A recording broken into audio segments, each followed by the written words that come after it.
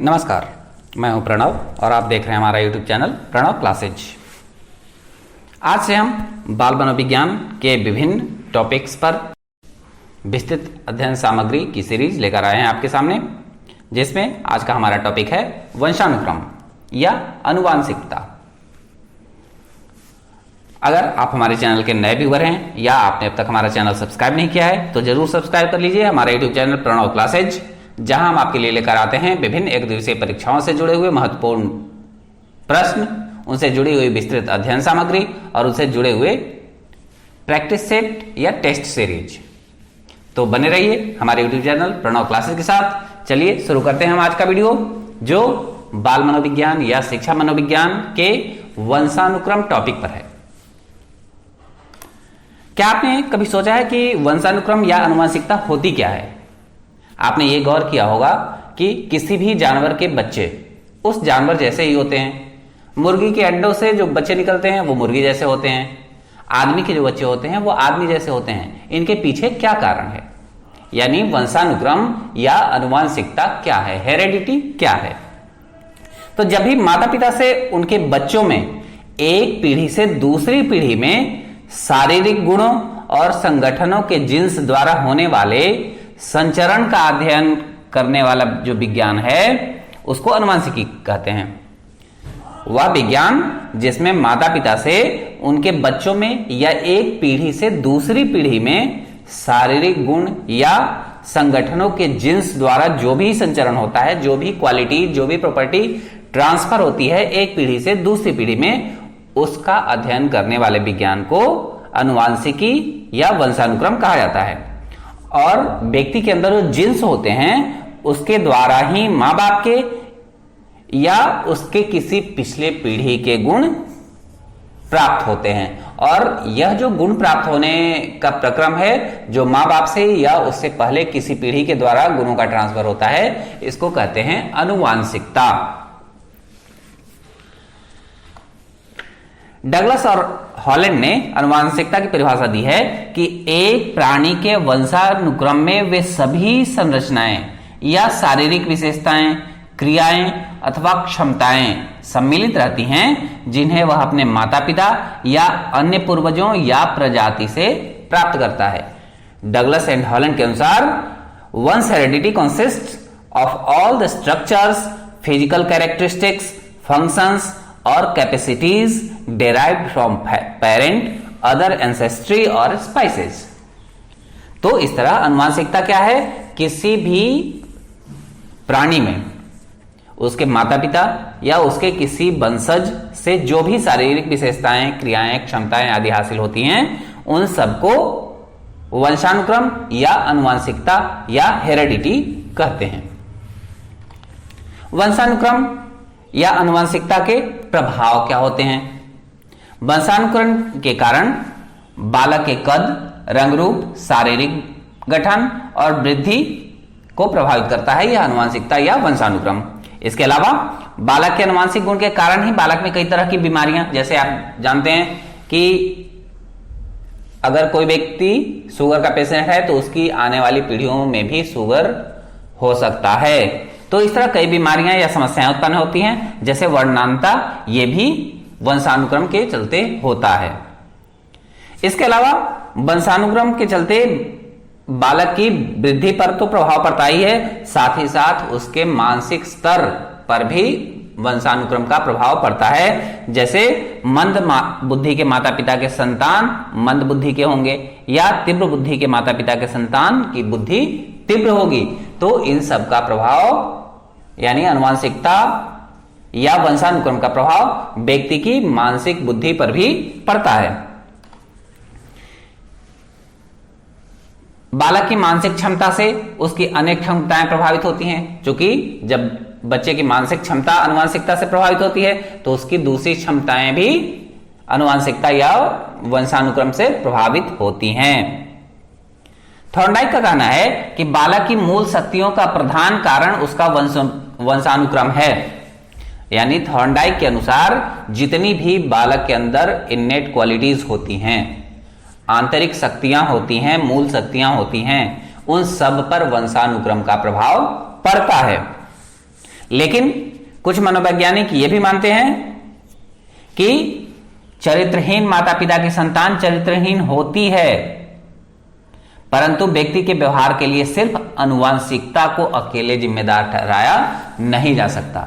यानी व्यक्ति के ऊपर जो प्रभाव है उसमें सिर्फ आनुवंशिकता ही प्रभावी नहीं होती, बल्कि उसके ऊपर वातावरण का प्रभाव भी पड़ता है। यानी व्यक्ति के ऊपर वंशानुक्रम का भी प्रभाव पड़ता है और वातावरण का भी प्रभाव पड़ता है, लेकिन वंशानुक्रम निश्चित रूप से व्यक्ति के जीवन को प्रभावित करता है। अब वंशानुक्रम या आनुवंशिकता को जानने के लिए सबसे पहले हम ये जानते हैं कि जिंदगी की उत्पत्ति कैसे होती है, किसी भी चीज का जन्म कैसे होता है। तो मनुष्यों के बारे में अगर हम बात करें तो बताइए कि जीवन की उत्पत्ति कैसे होती है। जब माता पिता के बीच फिजिकल इंटरकोर्स होता है, यानी मेल और फीमेल के बीच जब फिजिकल इंटरकोर्स होता है, शारीरिक संबंध बनते हैं, तो उस समय नर से शुक्रकीट यानी स्पर्मेटोजोआ यह मादा के गर्भाशय के द्वार पर जाकर टकराते हैं, और जब गर्भाशय के द्वार पर टकराते हैं तो वे वहां स्थित ओवम के साथ संयोग करते हैं। यानी स्पर्मेटोजोआ ये फीमेल के अंदर जाता है, मेल से फीमेल के अंदर जाता है स्पर्मेटोजोआ या स्पर्म्स या शुक्रकीट, या फीमेल के अंदर जाता है और फीमेल के अंदर ओवम से या अंडकोश से जाकर टकराता है। वहां से टकराने के बाद ये ओवम और स्पर्मेटोजोआ ये दोनों मिलकर जाइगोट का निर्माण करते हैं या संयुक्त कोष या भ्रूण कोष का निर्माण करते हैं, और यह भ्रूण कोष माता के गर्भाशय में जाकर चिपक जाता है और वहां से गर्भाधान होता है, यानी वहां से जीवन की उत्पत्ति शुरू होती है। और धीरे धीरे यह भ्रूण विकसित होने लगता है, और यह जो संयुक्त कोष होता है या भ्रूण कोष होता है जिसे हम जाइगोट कहते हैं, यह गाढ़ा तरल पदार्थ होता है जो साइटोप्लाज्म का बना हुआ होता है। जाइगोट यह साइटोप्लाज्म का बना हुआ होता है जिसके अंदर एक न्यूक्लियस होती है या नाभिक होता है, और इस नाभिक के अंतर्गत क्रोमोसोम्स होते हैं, और ये जो क्रोमोसोम्स होते हैं ये हमेशा पेयर्स में मिलते हैं, जोड़ों में मिलते हैं। एक संयुक्त कोष में यानी एक जाइगोट में जो क्रोमोसोम्स होते हैं उसके 23 जोड़े होते हैं, यानी कुल 46 क्रोमोसोम्स होते हैं। एक जाइगोट में कुल 46 क्रोमोसोम्स होते हैं, यानी हम इसे कहें कि 23 जोड़ों में वो क्रोमोसोम्स पाए जाते हैं। अब ये जो 23 की मात्रा में पाए जाते हैं इन 23 के जोड़ों में, तो 23 क्रोमोसोम्स ये माता के द्वारा प्राप्त होते हैं और 23 क्रोमोसोम्स ये पिता के द्वारा प्राप्त होते हैं। और ये प्रत्येक जो क्रोमोसोम्स होते हैं इनके अंतर्गत छोटे छोटे गुणसूत्र होते हैं, छोटे छोटे कीटाणु होते हैं या गुणसूत्र होते हैं जिनको हम जीन्स कहते हैं, जीन्स। तो ये जो जीन्स होते हैं ये एक पीढ़ी से दूसरी पीढ़ी में इन जो प्रॉपर्टीज होती हैं, इननेट प्रॉपर्टीज होती हैं या वंशानुक्रम की प्रॉपर्टीज होती हैं या आनुवांशिकता की प्रॉपर्टीज होती हैं, इनको ट्रांसमिट करते हैं जीन्स। ये जीन्स सभी विशेषताओं का, सभी गुणों का वास्तविक वाहक होते हैं। इन्हें सभी गुणों का, व्यक्ति के अंदर जो भी अंतर्निहित गुण होते हैं उन सबका वाहक जीन्स को माना जाता है। जब मेल और फीमेल के बीच फिजिकल इंटरकोर्स होता है, जैसा कि आप इस डायग्राम में देख रहे हैं, जब मेल और फीमेल के बीच फिजिकल इंटरकोर्स होता है तो गुणसूत्र या क्रोमोसोम्स ये माँ बाप बच्चों को हस्तांतरित करते हैं, जिसमें पिता 23 क्रोमोसोम्स का हस्तांतरण करता है बच्चे में, और यह जो 23 क्रोमोसोम्स का हस्तांतरण होता है उसके स्पर्म के द्वारा, उसके बाद पिता की भूमिका उसमें नहीं रह जाती। माता, इसका अंडे का निषेचन होता है गर्भ में, वहां माता भी अपने 23 क्रोमोसोम्स बच्चे के अंदर देती है, और उसके बाद जाइगोट का फॉर्मेशन होता है। जाइगोट गर्भाशय में पलने लगता है, उसके बाद माता के गर्भ में 9 महीने तक रहता है, 9 महीने के बाद उसका जन्म होता है। लेकिन माता की भूमिका 23 क्रोमोजोम्स देने तक ही है, यानी आनुवांशिकता या वंशानुक्रम ये पिता के 23 क्रोमोजोम्स और माता द्वारा दिए गए 23 क्रोमोजोम्स पर निर्भर करता है। अब जब इस तरह से जाइगोट का फॉर्मेशन हो जाता है, उस समय 2 कंडीशन आती हैं। 2 तरह के जुड़वा बच्चे पैदा होने की और ना पैदा होने की 2 कंडीशन होती है।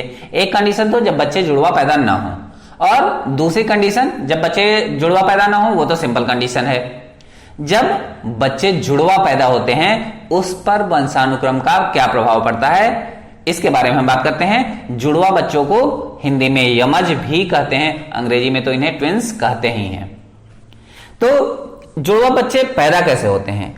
जब पुरुष का शुक्र कीट यानी स्पर्मेटाजोआ या स्पर्म या वीर्य यह मादा के अंदर जाकर ओवम से टकराता है, तो ओवम से टकराने के बाद वो कोशिश ये करता है कि जो अंडा है उसके अंदर घुस जाए, उसको पेनिट्रेट कर दें।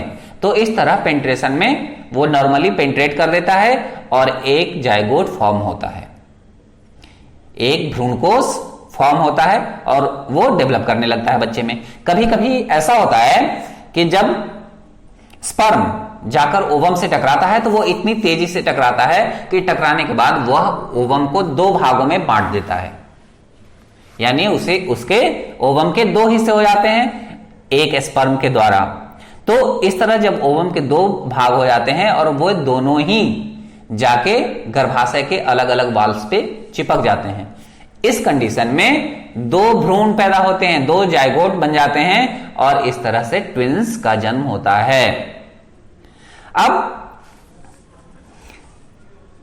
चूंकि ये एक ही शुक्रकीट या एक ही स्पर्म और एक ही ओवम से पैदा होते हैं, तो इनमें जो गुणसूत्र होते हैं या क्रोमोजोम्स होते हैं ये प्रायः एक ही लिंग के होते हैं।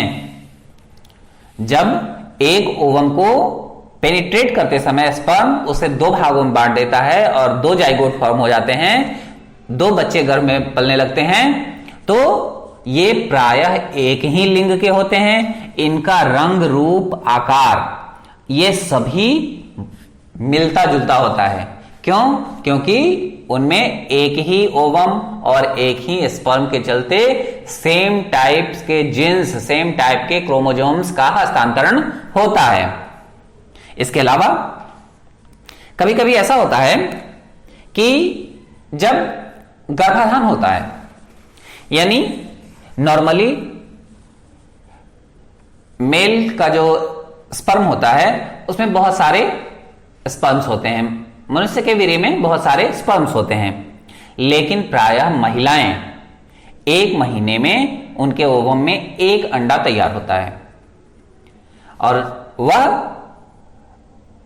गर्भाशय में आकर पुरुष के स्पर्म का वेट करता है 1 महीने में 1 अंडा।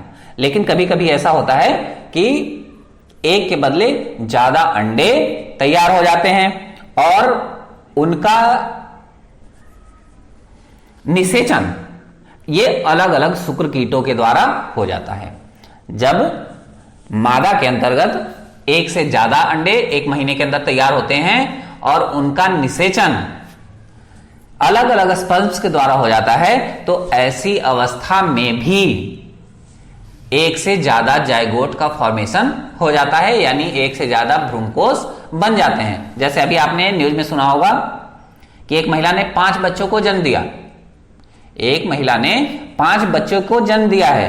तो ये 5 बच्चे के जन्म के पीछे लॉजिक ये है कि उस महिला के गर्भाशय में 5 अंडे एक साथ डेवलप हुए और उन सबका 5 डिफरेंट स्पर्म्स के द्वारा निषेचन हुआ, फर्टिलाइजेशन हुआ, तो 5 जाइगोट फॉर्म हुए और वो सभी गर्भ में पलने लगे।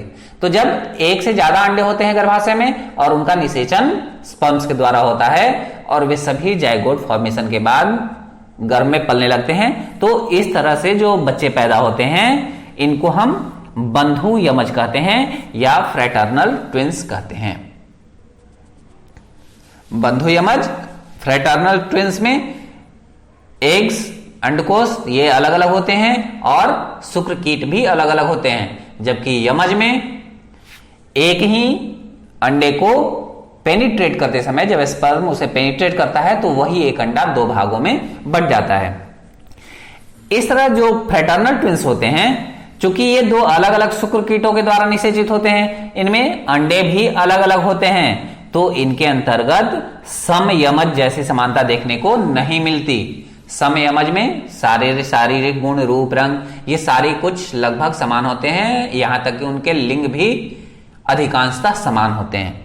लेकिन जब फ्रेटर्नल ट्विंस होते हैं, बंधु यमज होते हैं, तो उनमें ये समानता देखने को नहीं मिलती। उनके लिंग अलग अलग हो सकते हैं, उनके गुण और विशेषताओं में भी बहुत कुछ अंतर देखने को मिलता है। तो इस तरह से जिंदगी की शुरुआत होती है, जिसमें समयमज और बंधु यमज ये दो तरह के ट्विंस पाए जाते हैं। अब वंशानुक्रम के सिद्धांत कौन कौन से हैं, जिसके द्वारा वंशानुक्रम से क्या क्या गुण मिलते हैं, किस तरह के शारीरिक आकार मिलते हैं, इन सारी चीजों को समझने की कोशिश की गई है। वो सिद्धांत कौन कौन से हैं? इसमें सबसे पहला जो सिद्धांत है वह है theory of continuity of germ plasm, यानी बीज कोष की निरंतरता का सिद्धांत। वंशानुक्रम के सिद्धांत में, थ्योरी ऑफ हेरेडिटी में सबसे पहला जो स्थान है वह है बीज कोष की निरंतरता का सिद्धांत का, और इसको हम theory of continuity of germ plasm भी कहते हैं। सबसे पहले इन सिद्धांतों की जरूरत क्यों पड़ी, वंशानुक्रम के सिद्धांतों की आवश्यकता क्यों हुई? अब कभी कभी आपके मन में आता होगा कि किसी के माँ बाप काले हैं तो उनके बच्चे गोरे कैसे हो गए, या कोई माँ बाप बहुत बुद्धिमान है उनके बच्चे बेवकूफ कैसे पैदा हो गए, या कोई बेवकूफ माँ बाप है उसके बच्चे बुद्धिमान कैसे पैदा हो गए। इन सारी चीजों को समझने के लिए थ्योरी ऑफ हेरेडिटी की आवश्यकता है। अब ये जो बीजकोष की निरंतरता का सिद्धांत है, बीजकोष की निरंतरता का सिद्धांत क्या कहता है? इसका खोज वीजमैन ने किया था। बीजकोष की निरंतरता के सिद्धांत की खोज वीजमैन ने की थी, और वीजमैन ने यह कहा था कि हर मानव के शरीर में दो प्रकार के कोष होते हैं, जिन्हें दैहिक कोष या सोमैटिक सेल्स और उत्पादक कोष यानी जर्म सेल्स कहते हैं। हर व्यक्ति के अंदर दैहिक कोष या सोमैटिक सेल्स और जर्म सेल्स यानी उत्पादक कोष, ये दो प्रकार के कोष होते हैं। और इसमें जो दैहिक कोष है, दैहिक कोष या शारीरिक कोष है, इसके द्वारा शारीरिक संरचना को आकार मिलता है, यानी दैहिक कोषों के द्वारा शारीरिक संरचना डेवलप होती है। वहीं जन्म देने का जो कार्य है वह उत्पादक कोषों के द्वारा यानी जर्म सेल्स के द्वारा होता है, और इन उत्पादक कोषों का निर्माण बीजकोष द्वारा होता है। ये जो दो उत्पादक कोष हैं, दैहिक कोष सोमैटिक सेल्स और जर्म सेल्स यानी उत्पादक कोष, इन दोनों का जो निर्माण है वो जर्म प्लाज्म के द्वारा होता है। और ये जो बीज कोष हैं या जर्म प्लाज्म हैं, ये हमेशा निरंतरता की प्रक्रिया का अनुसरण करते हैं, यानी जो माँ बाप हैं वो अपने संतानों को जर्म प्लाज्म ट्रांसफर करते हैं, और ये ट्रांसफर लगातार पीढ़ी दर पीढ़ी जारी रहती है। जो आज बच्चे में है वो उसके पहले कभी उनके माँ बाप से आई होगी, उनके माँ बाप में उनके माँ बाप से आई होगी। इस तरह से बीज कोषों का हस्तांतरण पीढ़ी दर पीढ़ी होता रहता है। लेकिन जो अभी हमने बात उठाई थी कि लूले या लंगड़े माँ बाप की संतान लूली लंगड़ी पैदा नहीं होती, या जिन माँ बाप के चेहरे पे चेचक वगैरह के दाग होते हैं, ये सारी चीजें उनके बच्चों में ट्रांसफर नहीं होती। अब इसके पीछे क्या लॉजिक है? अभी तो हमने ये कहा कि बीज कोषों के द्वारा शारीरिक प्रॉपर्टी और मानसिक प्रॉपर्टी एक पीढ़ी से दूसरी पीढ़ी में ट्रांसफर होती है, लेकिन वहीं पे यह देखने में आता है कि लूले या लंगड़े माँ बाप के संतान लूली लंगड़ी पैदा नहीं होती। अगर ये सारी प्रॉपर्टी ट्रांसफर हो रही थी तो जो मंद बुद्धि के माँ बाप हैं उनके बच्चे मंद बुद्धि ही होने चाहिए थे, जो तेज बुद्धि के हैं उनके बच्चे तेज बुद्धि ही होने चाहिए थे, जो लूले लंगड़े माँ बाप हैं उनके बच्चे लूले लंगड़े होने चाहिए थे। लेकिन ऐसा देखने में नहीं आता। इसके पीछे लॉजिक यह दिया गया कि मान लीजिए कोई एक मां जो ब्यूटी पार्लर की मदद से अपने बाल घुंघराले कर लेती है, लेकिन बालों का वह घुंघरापन अपनी बेटी को नहीं दे सकती। इसी तरह जो कुशल बढ़ई है, उसका बेटा लकड़ी के काम में कुशल हो जाए या कुशल कारीगर हो जाए, किसी कारीगर का बेटा, यह आवश्यक नहीं है। इसके पीछे कारण क्या है? इसके पीछे कारण क्या है? जब इसका अध्ययन किया गया तो यह पता चला कि यह आवश्यक नहीं है कि उन सभी आवश्यक योग्यताओं और क्षमताओं को वंशक्रम की धरोहर के रूप में आने वाली पीढ़ी प्राप्त कर ले जो उस व्यक्ति ने अपने जन्म के बाद अपने अंदर डेवलप की हो। यानी जो गुण जन्म के बाद किसी व्यक्ति ने अपने प्रयासों के द्वारा अपने अंदर डेवलप किया है, उन सब का ट्रांसफर नहीं होता वंशानुक्रम में। यानी मान लीजिए आज मैं पढ़ के बहुत अच्छा बन गया, मैंने किसी विषय विशेष में विशेषज्ञता हासिल कर ली, तो वो चूंकि मैंने अपनी क्वालिटी अपनी लगन के अनुसार डेवलप किया है, तो उसका ट्रांसफर नहीं होगा वंशानुक्रम के रूप में। इसके लिए एक प्रयोग किया गया था। प्रयोग यह था कि बिजमैन ने ही चूहे पकड़े और उन चूहों पे यह किया कि चूहों की पूंछ काट दी। फिर चूहों का निषेचन हुआ, अगली पीढ़ी आई, उसमें भी चूहों के पूंछ थी, उसके भी पूंछ काट दिए, फिर निषेचन हुआ। इस तरह से लगातार जब भी जितनी बार भी चूहों के पूंछ काटते गए, लेकिन जब भी नए चूहे पैदा हुए उन सबके पूंछ थी। इसके आधार पे विजमैन ने यह निष्कर्ष निकाला कि जो भी शारीरिक संरचना संबंधी कोई भी संशोधन या बदलाव किसी कारण के परिणाम स्वरूप हुआ है, उसका ट्रांसफर, उसका स्थानांतरण वंशानुक्रम के रूप में अगली पीढ़ी को नहीं होता। दूसरा जो सिद्धांत है, पहला हमने पढ़ा विजमैन का सिद्धांत। विजमैन का कौन सा सिद्धांत? बीजकोष की निरंतरता का सिद्धांत या theory of continuity of germ plasm. वंशानुक्रम से जुड़ा हुआ जो दूसरा सिद्धांत है वो है गाल्टन का बायोमेट्री सिद्धांत, गाल्टन्स बायोमेट्री थ्योरी। गाल्टन एक बहुत बड़े सांख्यिकीविद थे। इन्होंने अपनी सांख्यिकी विधियों के सहायता से यह निष्कर्ष निकाला था कि केवल मां बाप ही नहीं, बालक के सभी पूर्वज, जितने भी पूर्वज रहे होंगे, उसके मां बाप, दादा परदादा, उसके पहले के भी जितनी पीढ़ी रही होगी, वो सभी अपने प्रभाव के आधार पर कुछ न कुछ योगदान बालक को वंशक्रम धरोहर सौंपने हेतु प्रदान करने की चेष्टा करते हैं। यानी एक बच्चे के जन्म के समय उसके अंतर्गत जो वंशानुक्रम या आनुवंशिकता के गुण आते हैं, उसमें सिर्फ मां बाप की भूमिका नहीं होती, बल्कि उसकी पुरानी जितनी भी पीढ़ियां रही हैं वो सब प्रयास करती हैं कि वो अपना कुछ न कुछ गुण उसके अंदर दें। इसका विकास करते हुए गाल्टन ने यह कहा कि मां के द्वारा 1/4 भाग, पिता के द्वारा 1/4 भाग, इस प्रकार वंशक्रम के धरोहर में कुल 1/2 भाग अपनी वर्तमान माता पिता के द्वारा बच्चे को प्राप्त होते हैं। इसके अलावा उसकी जो पुरानी पीढ़ियां हैं वो इन सबके 1/2 गुना के रूप में इनमें अपना योगदान देने की कोशिश करती हैं। तो ये 1/2, अब चूंकि ये बाबा दादी नाना नानी, यानी दादा दादी नाना नानी, ये सब 1/16 भाग देने का प्रयास करेंगी। इसके बाद उनके जो पीछे की पीढ़ी थी वो 1/32 इस तरह का देने का प्रयास करेंगी। यानी वो जो उन्होंने कैलकुलेशन निकाला गाल्टन ने, वो ये कहा कि जो वर्तमान बच्चा है उसमें 1/2 भाग ये उसके पेरेंट्स के द्वारा, 1/4 कंट्रीब्यूशन उसके ग्रैंड पेरेंट्स के द्वारा, 1/8 कंट्रीब्यूशन उसके ग्रेट ग्रैंड पेरेंट्स के द्वारा, 1/16 कंट्रीब्यूशन उसके ग्रेट ग्रेट ग्रैंड पेरेंट्स के द्वारा, फिर 1/32 कंट्रीब्यूशन। इस तरह से पीछे की पीढ़ियां ये सब कुछ ना कुछ अपना प्रभाव उस बच्चे के अंदर देती हैं, और इस तरह से एक बच्चे के अंदर जो टोटल इनहेरिटेंस यानी वंशानुक्रम या आनुवंशिकता के गुण आते हैं उस पर उसकी पुरानी सारी पीढ़ियों का प्रभाव पड़ता है। इसके अलावा वंशानुक्रम को समझने के लिए मेंडल का वंशक्रम सिद्धांत, मेंडल का वंशक्रम सिद्धांत यह भी बहुत प्रासंगिक सिद्धांत है, मेंडल्स थ्योरी ऑफ हेरिडिटी। यह प्रयोग आपने बायोलॉजी में पढ़ा होगा।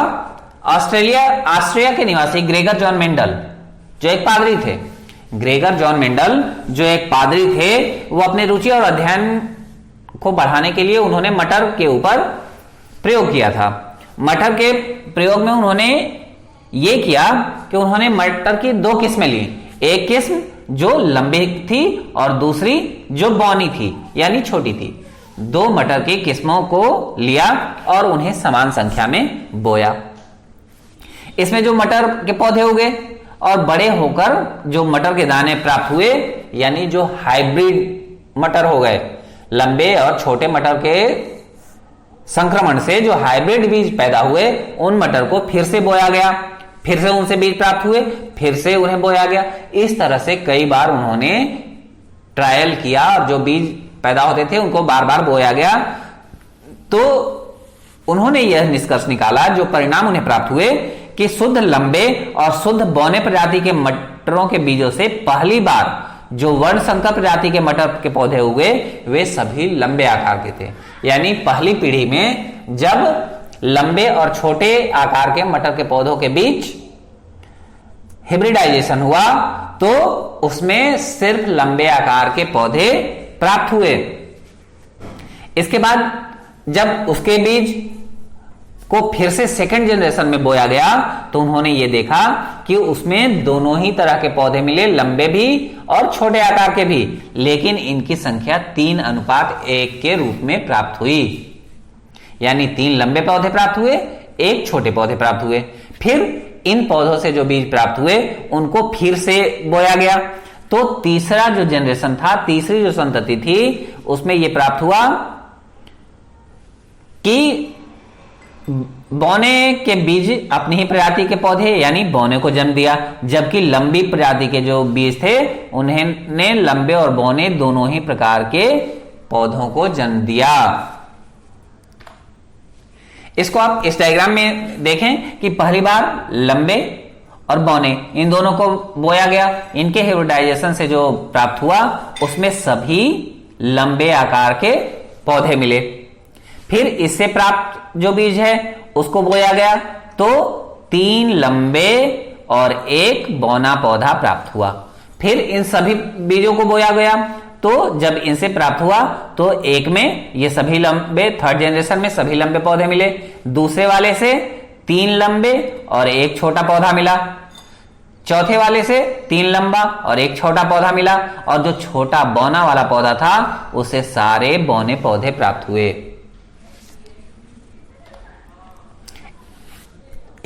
अब इस प्रयोग के आधार पे मेंडल ने 2 तरह के नियम प्रतिपादित किए।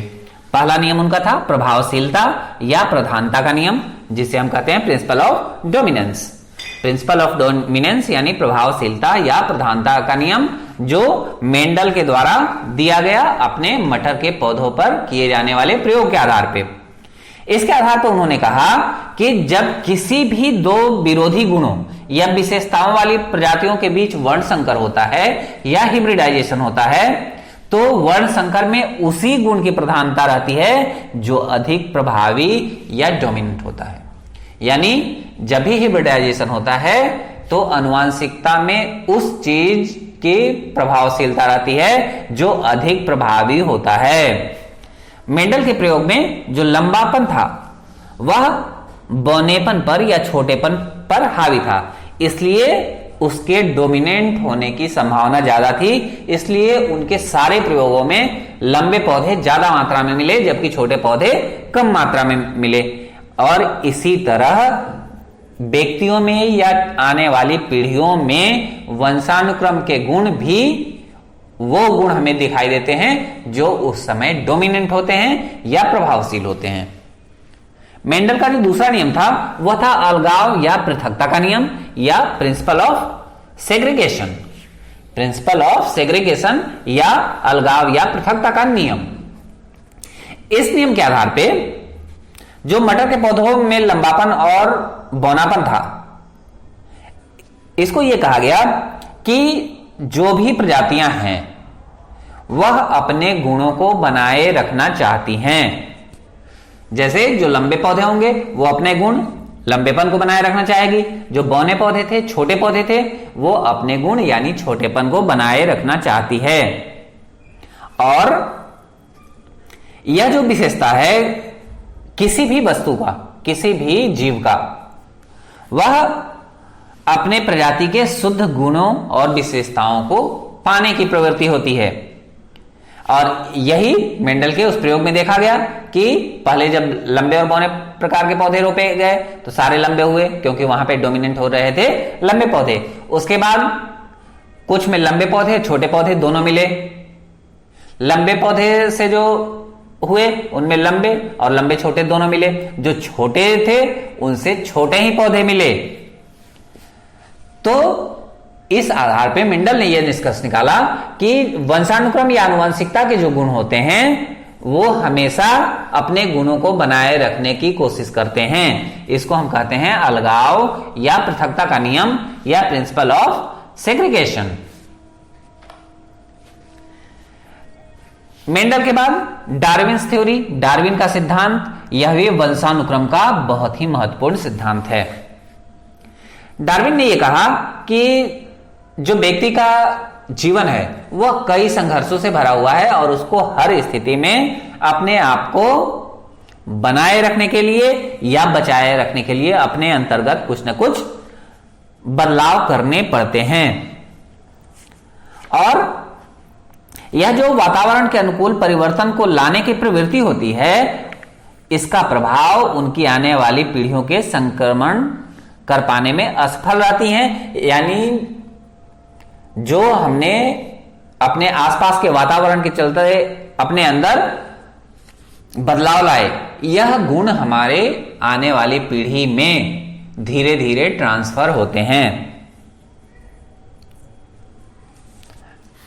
जो डार्विन का सिद्धांत था survival of the fittest, survival of the fittest, उसके अनुसार सर्वाइवल के लिए व्यक्ति या जीव जंतुओं को, पेड़ पौधों को अपने अंतर्गत कई सारी चीजें एडॉप्ट करनी पड़ती हैं और उन चीजों के एडॉप्टेशन से हमारे जीन्स में चेंजेज आते हैं। और इस तरह जीन्स के चेंजेज आने से, जिनके चलते हमारे जीन्स में चेंजेज आते हैं, वो सारी प्रॉपर्टी आनुवांशिक रूप से आगे आने वाली पीढ़ी में ट्रांसफर होती है। इस तरह से डार्विन का जो यह उद्भव और विकास का सिद्धांत था, इसके अनुसार प्रजातियां अपने आप में अपने वातावरण से समायोजित होने के प्रयास हेतु कुछ आवश्यक परिवर्तन या सुधार करते हैं या विकास करते हैं।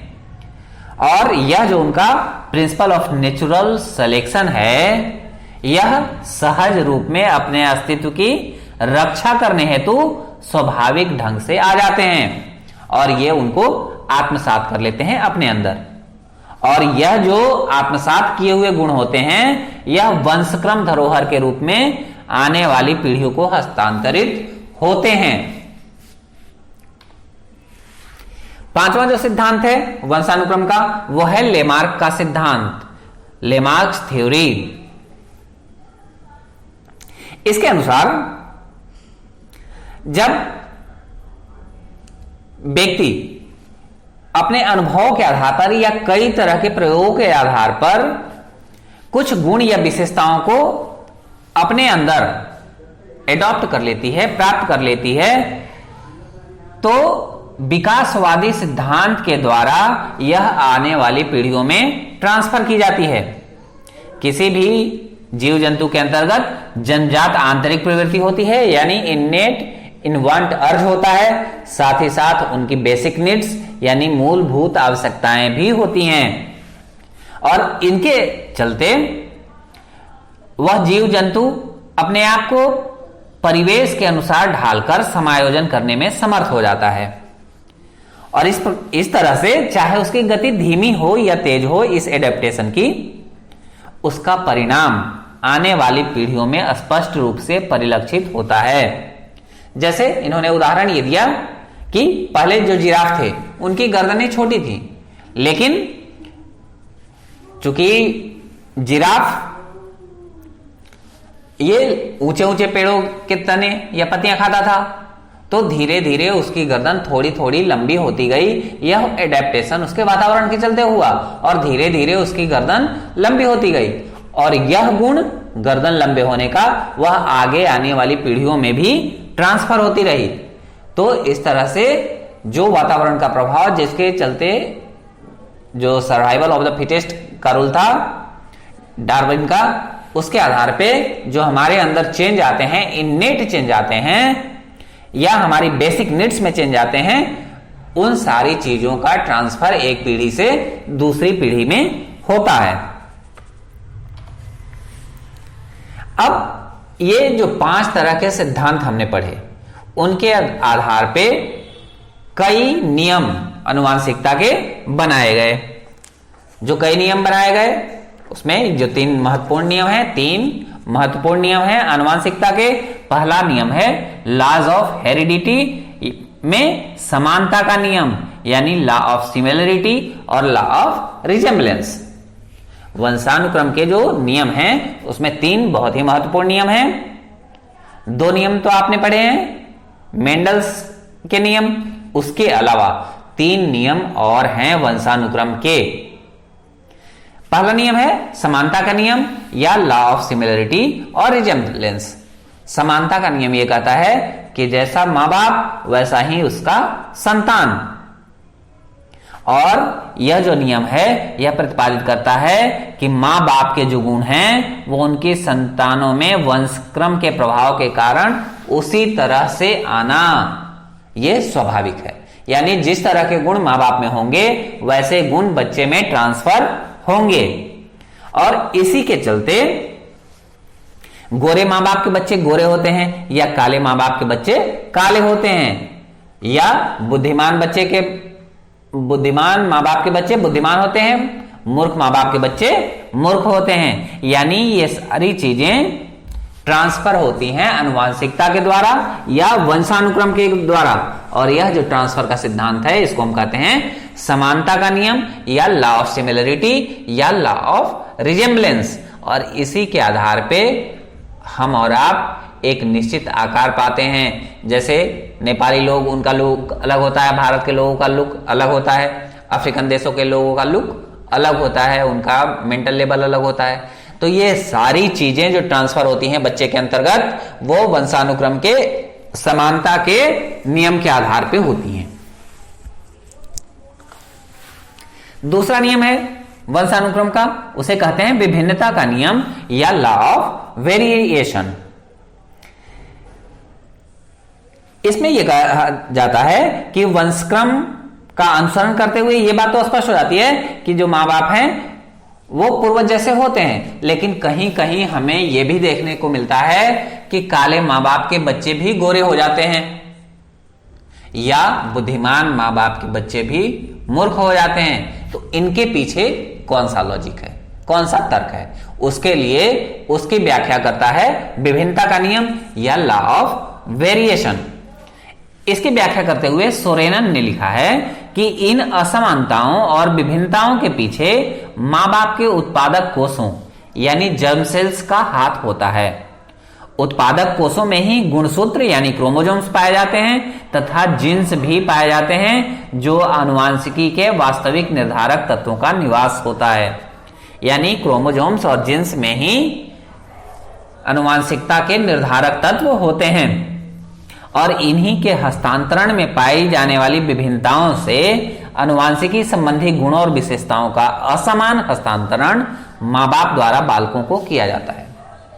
इसको इस तरह से हम समझें कि अभी जो हमने पढ़ा था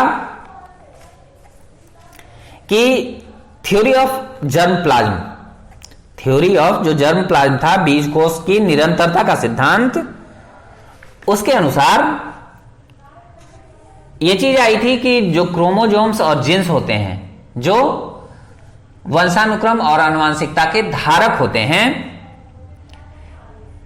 इसके अलावा लेमार्क का विकासवाद का सिद्धांत और मेंडल का विभिन्नता का सिद्धांत।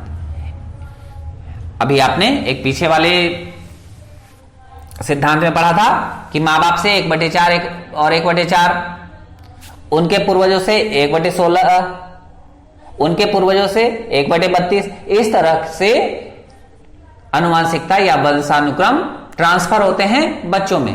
तो उस समय जिसका ट्रांसफर ज्यादा प्रभावशील होता है उसके लक्षण दिखने लगते हैं। इसे हम कहते हैं विभिन्नता का नियम या लॉ ऑफ वेरिएशन। यानी गोरे माँ बाप के बच्चे अगर काले होते हैं तो उसमें ये विभिन्नता का नियम लागू होता है, या बुद्धिमान माँ बाप के बच्चे मूर्ख होते हैं तो उसमें ये विभिन्नता का नियम लागू होता है, क्योंकि उनके पूर्वजों में से किसी पीढ़ी का जीन, किसी पीढ़ी का क्रोमोसोम्स उस समय प्रभावी है। विभिन्नता की बात को लेकर के इसको एक्सप्लेन करने के लिए यह कहा गया, जो विभिन्नता का नियम है, कि जिस समय गर्भाधान होता है, यानी जिस समय जाइगोट फॉर्म होता है, उस समय जो बच्चों के अंतर्गत गुणसूत्र या क्रोमोसोम्स और जीन्स जो माँ बाप से प्राप्त होते हैं, वो क्रोमोसोम्स या जीन्स किस पीढ़ी से माँ बाप तक आए थे, इसका कोई निश्चित क्रम नहीं होता। तो उस समय जो क्रोमोसोम्स या जीन्स जो पुरानी किसी पीढ़ी में रहे होंगे, उनका प्रभाव बच्चों पर दिखता है, और इसी के चलते माँ बाप की संतानों में भिन्नता होती है, या कभी कभी जो यमज होते हैं, जो ट्विंस होते हैं, उनके अंतर्गत भी भिन्नता देखने को मिलती है, क्योंकि उनमें कौन सा क्रोमोसोम्स या जीन्स, किस पीढ़ी का क्रोमोसोम्स या जीन्स पुरानी पीढ़ी का प्रभावी है, यह निश्चित रूप से नहीं कहा जा सकता। इसके अलावा जो theory of continuity of germ plasm है, इससे यह भी स्पष्ट होता है कि इनमें कोई भी क्रोमोसोम्स और जीन्स ये मां बाप के अंतर्गत सुप्त अवस्था में विद्यमान होते हैं, यानी उनके पुरानी पीढ़ियों में थे, लेकिन उनके मां बाप के अंतर्गत वो विद्यमान तो थे लेकिन सुप्त थे, उनकी प्रभावशीलता नगण्य थी, लेकिन जब वह बच्चे में ट्रांसफर हुई तो वह प्रभावी हो गई।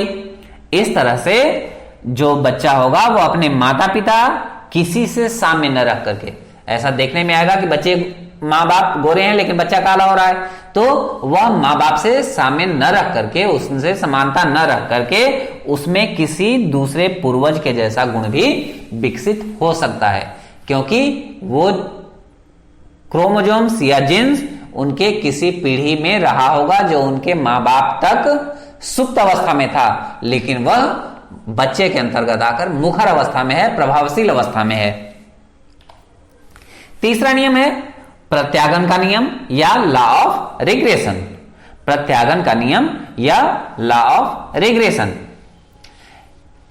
यह इस चीज पर आधारित है कि मनुष्य के अंदर या जीव जंतुओं के अंतर्गत एक पीढ़ी से दूसरी पीढ़ी तक गुणों और विशेषताओं का संक्रमण होता है, और यह जो ट्रांसफर होता है आनुवांशिकता या वंशानुक्रम का गुण, यह हमेशा उस श्रेणी में औसत की ओर जाने की प्रवृत्ति रखता है, औसत की ओर, मूविंग टुवर्ड्स एवरेज की ओर जाने की प्रवृत्ति पाई जाती है। और इसी पर बल देते हुए क्रो और क्रो ने भी कहा है कि लंबे माता पिता के बच्चे औसत से अधिक लंबे तो होते हैं, परंतु वे अपने माँ बाप जैसे लंबे नहीं होते। अपने माँ बाप जैसे लंबे क्यों नहीं होते? क्योंकि उनके अंतर्गत उस श्रेणी में औसत की ओर जाने की प्रवृत्ति होती है। इसी तरह विशेष प्रतिभायुक्त जो माँ बाप होते हैं, उनके बच्चे अपने माँ बाप से कम प्रतिभाशाली होते हैं, या कम योग्यता वाले जो माँ बाप होते हैं, उनके बच्चे अपने माता पिता से अधिक योग्यता रखने की संभावना होती है उनमें। क्यों? क्योंकि जो मूर्ख माँ बाप हैं, वो उनके जो बच्चे पैदा होंगे, उनकी बुद्धि उस श्रेणी में औसत की ओर जाने को प्रवृत्त होगी। जो लंबे माँ बाप हैं, उनमें लंबाई की जो प्रवृत्ति है, वो उस श्रेणी में उसका जो औसत होता है उसके तरफ जाने को प्रवृत्त होंगे। तो ज्यादा लंबे माँ बाप के बच्चे ये कभी भी माँ बाप से ज्यादा लंबे नहीं होंगे, या बुद्धिमान माँ बाप के बच्चे कभी भी अपनी माँ बाप से ज्यादा बुद्धिमान नहीं होंगे, क्योंकि वो औसत की ओर जाएंगे। इसी तरह से नाटे लोगों के जो बच्चे होंगे वो अपने माँ बाप से लंबे होंगे, क्योंकि वो उस श्रेणी में औसत की ओर जाने को प्रवृत्त होंगे। और औसत हमेशा मास में होता है, तो बुद्धिमान माँ बाप के बच्चे हमेशा माँ बाप से कम बुद्धिमान होंगे, लंबे माँ बाप के बच्चे हमेशा माँ बाप से कम लंबे होंगे, क्योंकि वो औसत की ओर जाने की प्रवृत्ति रखते हैं। इस तरह से जब इनका कोई सा भी गुण और विशेषता जब वंशक्रम के धरोहर के रूप में संक्रमित होती है तो उनकी प्रवृत्ति हमेशा औसत की ओर जाने की प्रवृत्ति ज्यादा होती है। औसत से ये बहुत कम या बहुत अधिक नहीं होते हैं, और चूंकि यह औसत की ओर जाते हैं इसीलिए जो महान संगीतज्ञ, कलाकार या वैज्ञानिक के बच्चे होते हैं वे अपने माँ बाप की ऊंचाइयों तक कभी भी नहीं पहुंच पाते। महान संगीतकार का बच्चा संगीतकार बन सकता है, लेकिन वह उस ऊंचाई तक नहीं पहुंच सकता जिस ऊंचाई तक उसके माँ बाप पहुंचे होंगे। इसी तरह जो मूर्ख माँ बाप हैं उनके बच्चे बुद्धि में अपने माँ बाप से अच्छे होंगे, क्योंकि उनके माँ बाप जो बुद्धि में कम हैं, लेकिन उस श्रेणी का बुद्धि स्तर औसत उनसे ज्यादा होगा, इसलिए वो मूर्ख माँ बाप के बच्चे उनसे ज्यादा बुद्धिमान हो सकते हैं। तो यह तीसरा नियम प्रत्यागम का नियम या लॉ ऑफ रिग्रेशन। अब आज अभी जो आपने पढ़े वंशानुक्रम के सिद्धांत और वंशानुक्रम के नियम, उनको हम एक बार रिकैप करते हैं। कौन कौन से सिद्धांत पढ़े, किसने उस सिद्धांत को दिया था। वंशानुक्रम के जो सिद्धांत थे ये 5 सिद्धांत हमने पढ़े हैं। पहला बीजकोश की निरंतरता का सिद्धांत या theory of continuity of germplasm, इसके प्रतिपादक थे बीजमैन। दूसरा हमने पढ़ा गाल्टन का बायोमेट्री सिद्धांत या गाल्टन्स बायोमेट्री थ्योरी, इसके प्रतिपादक थे गाल्टन। तीसरा हमने पढ़ा मेंटल का वंशक्रम सिद्धांत या मेंडल थ्योरी ऑफ हेरेडिटी, ये इसके प्रतिपादक ग्रेगर जॉन मेंडल थे। चौथा हमने पढ़ा डार्विन का सिद्धांत, डार्विन्स थ्योरी, इसके प्रतिपादक डार्विन थे। चौथा हमने सिद्धांत पढ़ा वंशानुक्रम या आनुवंशिकता का लेमार्क का सिद्धांत, लेमार्क थ्योरी, और इसके प्रतिपादक लेमार्क थे।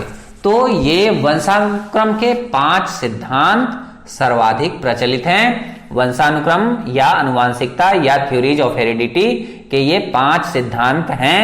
Theory of continuity of germplasm यानी बीजकोश की निरंतरता का सिद्धांत, गाल्टन्स बायोमेट्री थ्योरी या गाल्टन का बायोमेट्री का सिद्धांत, मेंडल्स थ्योरी ऑफ हेरेडिटी यानी मेंडल का वंशक्रम का सिद्धांत, डार्विन्स थ्योरी या डार्विन का सिद्धांत, और लेमार्क थ्योरी या लेमार्क का सिद्धांत। ये 5 वंशानुक्रम के सिद्धांत हैं।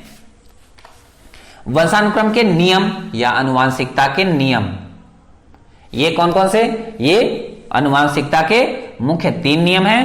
पहला समानता का नियम या लॉ ऑफ सिमिलरिटी और रिजेम्बलेंस, दूसरा विभिन्नता का नियम या लॉ ऑफ वेरिएशन, और तीसरा प्रत्यागमन का नियम या लॉ ऑफ रिग्रेशन।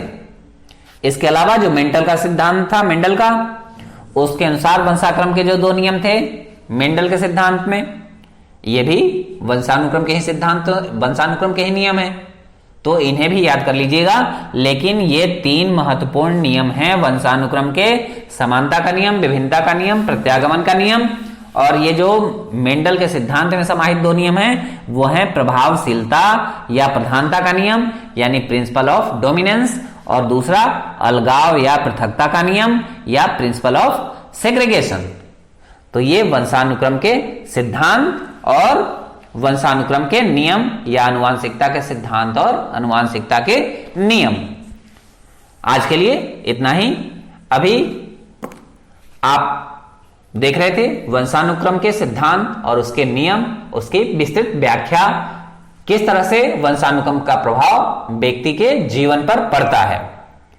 तो हमारा YouTube चैनल प्रणव क्लासेस देखने के लिए आपका बहुत बहुत धन्यवाद। अगर आप हमारे चैनल के नए व्यूअर हैं या आपने अब तक हमारा चैनल सब्सक्राइब नहीं किया है तो इसे जरूर सब्सक्राइब कर लीजिए। हमने एक नई सीरीज शुरू की है बाल मनोविज्ञान या बाल मनोविज्ञान और शिक्षा शास्त्र की। इसके वीडियो लगातार आपको मिलेंगे, तो जुड़े रहिए हमारे YouTube चैनल प्रणव क्लासेस के साथ। आज के लिए इतना ही, मिलते हैं एक और नए वीडियो में। तब तक के लिए धन्यवाद, नमस्कार।